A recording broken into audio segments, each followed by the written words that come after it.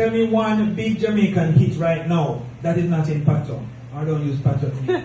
Tell me any song that Buju Banton did, or give me another big one. Shaggy and Sean Paul and so forth, right? They're all in Patois. Yeah, right? that's true. When I served in Berlin, I was taken to one of these places where one big concert was held, and you'd have also have seen this in the Bob Marley movie the other day too.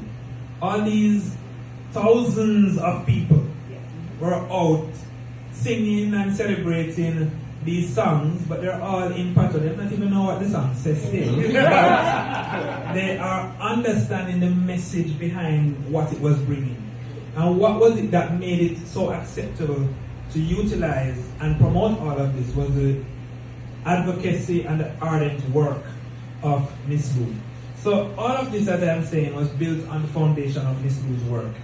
And I hasten to add and remind us that all of this, even though we may romanticize it now and glorify it now, this was taking place at a time and a period in Jamaica where it was not deemed quite taboo to be speaking Jamaican or to promote anything outside of the status quo.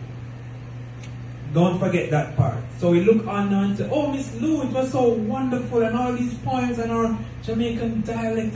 But when she was pushing and doing all these things, try now that there was a whole heap of people turning up their nose and saying, what is wrong with this woman? Right? It wasn't popular, but she persisted and was determined that we have to push our own identity. So while that struggle continues, and believe me, that struggle continues, we have made huge strides because of Miss Lou and the army of persons like Tania Lou Hernandez who have and are continuing to strive to preserve and promote this cultural asset. I will give you one story where we recognize that our language and our expressions are equally valid and can be used. And this one is, off the record backdoor story.